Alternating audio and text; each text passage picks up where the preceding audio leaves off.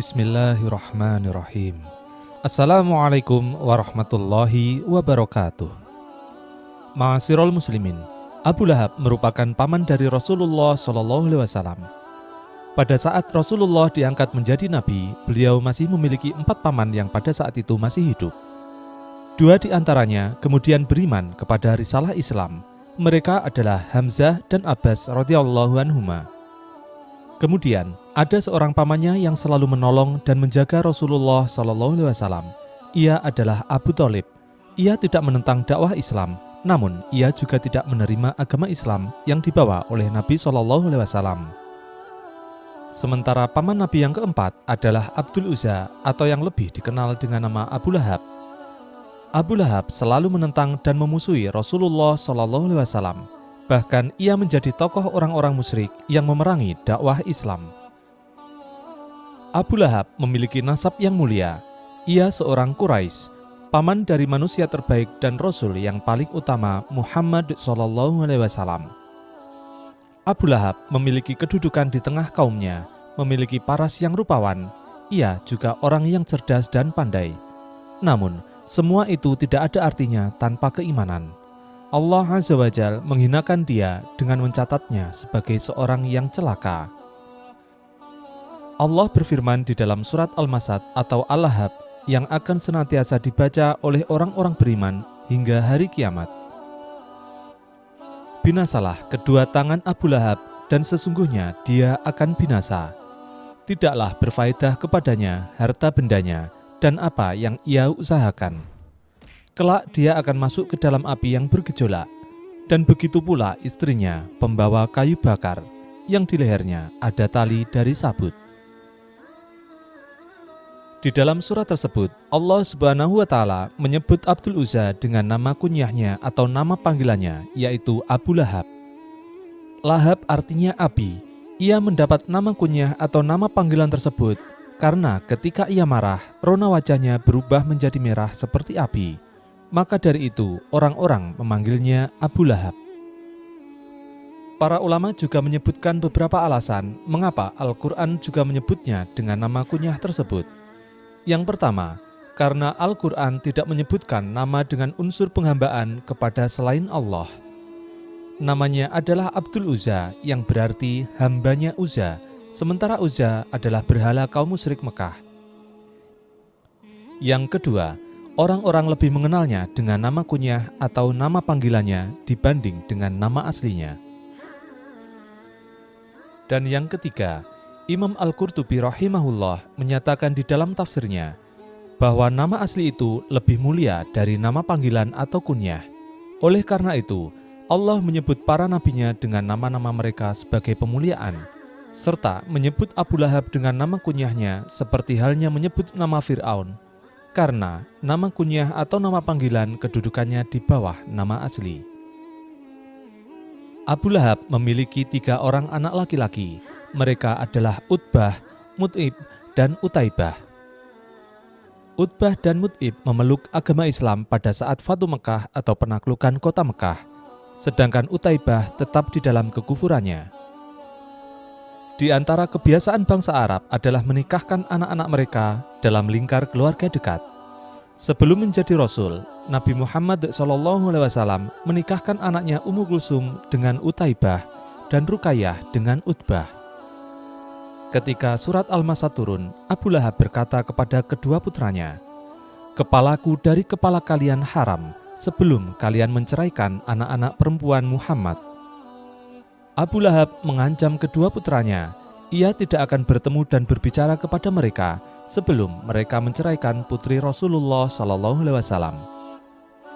Ketika Utaibah hendak bersafar bersama ayahnya menuju ke Syam, ia berkata, "Aku akan menemui Muhammad, akan kusakiti dia dan kuganggu agamanya. Saat di hadapannya, kukatakan kepadanya, 'Wahai Muhammad, aku kufur dengan bintang apabila ia terbenam dan apabila ia dekat dan bertambah dekat lagi.'" Lalu Utaibah meludahi wajah Nabi, kemudian menceraikan anak beliau Ummu Kulsum. Di dalam sebuah riwayat yang dihasankan oleh Ibnu Hajar rahimahullah di dalam kitab Fathul Bari, Nabi SAW kemudian mendoakan keburukan untuk Utaibah. "Ya Allah, binasakan dia dengan anjing dari anjing-anjingmu." Maka Allah Subhanahu wa Ta'ala mengabulkan doa Rasulullah SAW.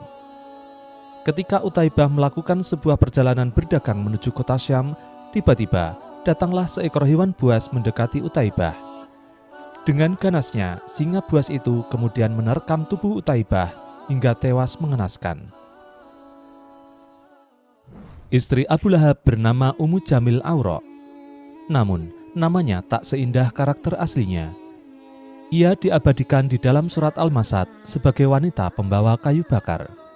Perlakuannya sangat buruk terhadap Rasulullah SAW. Ia menaruh kayu dan tumbuhan berduri di jalan yang biasa dilewati Rasulullah SAW.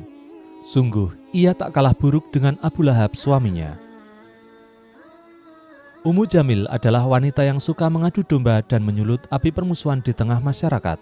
Ia memiliki kalung mahal dari permata. Ia berkata, "Demi Lata dan Uzza, akan kuinfakkan kalung ini untuk memusuhi Muhammad." Lalu Allah Subhanahu wa Ta'ala gantikan kalung indah itu dengan tali dari api jahanam untuk mengikat lehernya di neraka. Wa'iyadu billah. Ketika Allah Subhanahu wa Ta'ala menurunkan surat Al-Masad yang mencela Ummu Jamil dan Abu Lahab, wanita ini langsung mencari Rasulullah SAW sambil membawa potongan batu tajam. Ia kemudian masuk ke Masjidil Haram. Saat itu Rasulullah SAW sedang berada di sana bersama Abu Bakar radhiyallahu anhu. Ketika Ummu Jamil telah dekat, maka Allah kemudian membutakan pandangannya dari melihat Rasulullah SAW.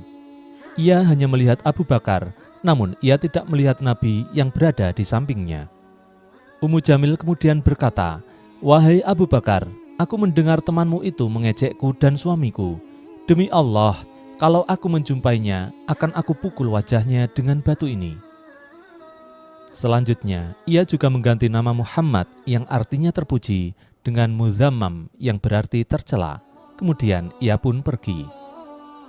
Abu Bakar bertanya heran kepada Rasulullah SAW, "Ya Rasulullah, tidakkah engkau mengira dia melihatmu?" Maka Rasulullah SAW kemudian menjawab, "Wahai Abu Bakar, dia tidak melihatku. Allah telah menutupi pandangannya dariku." Abu Lahab termasuk orang yang kaya, namun ia takut berperang. Saat perang Badar, ia tidak mau ikut. Ia membayar orang untuk menggantikan dirinya, yaitu Asy bin Hisyam. Hal ini merupakan tradisi Quraisy. Jika seseorang tidak bisa berangkat berperang, maka ia harus mengirim orang untuk menggantikan dirinya. Di dalam kitab Sirah Nabawiyah, Ibnu Hisyam menceritakan, ketika Abu Lahab mendengar informasi kekalahan orang-orang Quraisy di perang Badar, ia tak langsung percaya, tetapi rasanya dia sudah sangat malu. Bagaimana mungkin kekuatan orang Mekah bisa kalah dengan pasukan Madinah yang jumlahnya jauh lebih sedikit? Maka dari itu, ia segera mencari tahu kebenaran kabar itu kepada orang-orang yang pulang dari perang. Ternyata berita perang ini telah menghebohkan warga Mekah. Mereka berkelompok membicarakan kabar kekalahan itu di sekitar Ka'bah.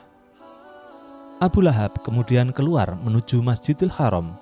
Ia mencari orang yang bisa memberinya informasi. Kemudian ia datang ke kemah Abu Rafi, seorang budak milik Abbas yang bekerja membuat anak panah. Abu Lahab berjalan dengan marah. Ia segera mengambil tempat duduk. Kemudian datanglah keponakannya Abu Sufyan. Lalu Abu Lahab bertanya kepada Abu Sufyan, "Wahai Abu Sufyan, kemarilah. Aku yakin engkau memiliki informasi yang benar." Maka Abu Sufyan kemudian duduk di dekat Abu Lahab dan orang-orang juga ikut mendekat. Abu Lahab kemudian bertanya, "Wahai keponakanku, beritahu aku bagaimana kabar orang-orang Quraisy."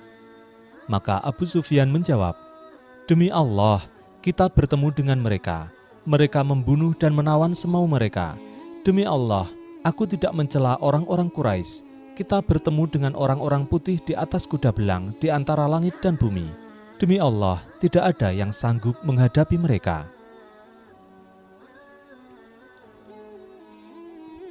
Abu Rafi yang mendengar hal itu, ia berkata, "Demi Allah, orang-orang putih tersebut adalah para malaikat." Abu Rafi sebetulnya telah memeluk agama Islam bersama majikannya, yaitu Abbas, namun keislamannya masih disembunyikan. Mendengar komentar itu, maka Abu Lahab sangat marah. Ia kemudian mengangkat tangannya dan memukul wajah Abu Rafi dengan pukulan yang menyakitkan. Melihat budaknya dianiaya, maka istri Abbas yang bernama Ummu Fadil membela Abu Rafi. Ia kemudian mengambil kayu pasak, lalu ia pukulkan ke arah Abu Lahab hingga ia terluka parah. Ummu Fadil berkata, "Beraninya engkau memukul Abu Rafi saat majikannya tidak ada?" Lalu Abu Lahab kemudian pulang dengan sangat marah. Rambutnya dibanjiri kucuran darah dari luka di kepalanya. Ia pun kemudian meninggalkan rumah saudaranya Abbas. 7 hari kemudian, Abu Lahab sakit keras. Tubuhnya muncul bisul semacam penyakit taun yang berbau busuk. Orang-orang di sekitar pun mulai menjauhinya. Para warga mencium bau tidak sedap yang keluar dari luka Abu Lahab. Mereka juga khawatir luka orang itu dapat menular menimpa mereka. Abu Lahab akhirnya hidup sendiri. Ia mengerang pedih tanpa ada yang membantunya. Istrinya, Ummu Jamil, yang seharusnya berada di sampingnya, justru pergi bersama anak-anaknya, dan tak lama kemudian Abu Lahab benar-benar tewas. Selama 3 hari, jasad Abu Lahab dibiarkan tergeletak tanpa ada yang bersedia menguburkannya. Para warga tidak berani mendekati jasadnya. Akhirnya, karena bau busuk yang luar biasa, orang-orang Quraisy mengubur Abu Lahab di rumahnya dengan melemparinya dengan batu, hingga mereka yakin jasadnya telah tertutup dan tidak lagi tercium bau busuknya. Inilah sebuah tragedi kematian yang lebih hina dari kematian seekor ayam sekalipun. Wa'iyadzubillah. Tidak hanya Abu Lahab yang mati mengenaskan. Akibat ulah dan niat buruk Ummu Jamil kepada Rasulullah SAW, maka Allah Subhanahu wa Ta'ala lalu memberikan azab kepada Ummu Jamil. Pada suatu ketika, saat Ummu Jamil menggendong kayu-kayu berduri yang ia gendong di punggungnya, tiba-tiba tali yang ia gunakan untuk menggendong duri itu melesat dan mencekik leher Ummu Jamil hingga akhirnya ia mati secara tragis dan mengenaskan. Itulah akhir hayat yang dialami oleh manusia yang sombong kepada Allah Subhanahu wa Ta'ala dan menolak risalah Nabi Muhammad SAW. Wallahu a'lam bishawab. Wassalamualaikum warahmatullahi wabarakatuh.